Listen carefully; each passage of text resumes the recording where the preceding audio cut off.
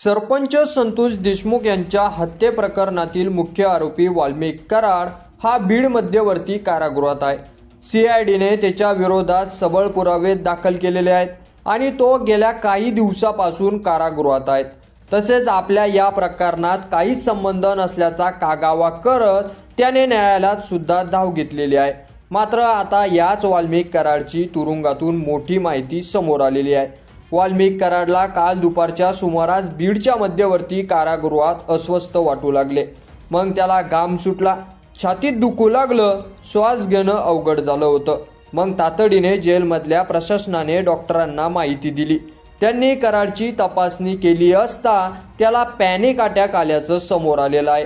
जिल्हा रुग्णालयातील डॉक्टरांनी त्याची तपासणी केली, त्याला रक्त तपासणी करण्याचा सल्ला देण्यात आलेला आहे। त्याचा रक्त नमुना अहवाल आल्यानंतर त्याच्यावर पुढील उपचार करण्यात येणार आहे। यापूर्वी देखील प्रकृतीच्या कुरबुरीवरून त्याला उपचारासाठी दाखल करून घेण्यात आले, पण त्या ठिकाणी त्याची मोठी बडदास्त ठेवल्याचं दिसून आलेलं होतं। तर तुरुंगातही त्याच्या बंदोबस्तासाठी प्रशासनातील कर्मचारी आणि इतर लोकांना ठेवण्यात आल्याचं समोर आलेलं होतं। तसेच न्यायालयात या प्रकरणाची सुनावणी सुरू आहे। कराडच्या जामिनासाठी त्याच्या वकिलांनी काही दिवसापूर्वीच अर्ज केलेला होता, परंतु त्याचा जामीन अर्ज फेटाळण्यात आला। त्यामुळे कराड तुरुंगातच आहे।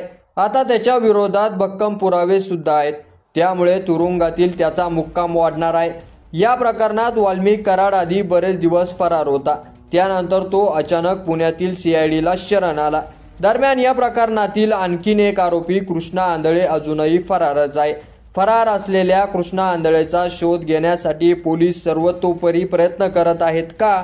झाले 4 महिने अजून सुद्धा कृष्णा आंधळे सापडलेला नाही की यावर तुम्हाला काय वाटतं? तुमचं मत आपल्या कमेंट बॉक्समध्ये लिहायला अजिबात विसरू नका आणि असेच नवीन व्हिडिओ पाहत राहण्यासाठी आपल्या चॅनलला सबस्क्राईब करा।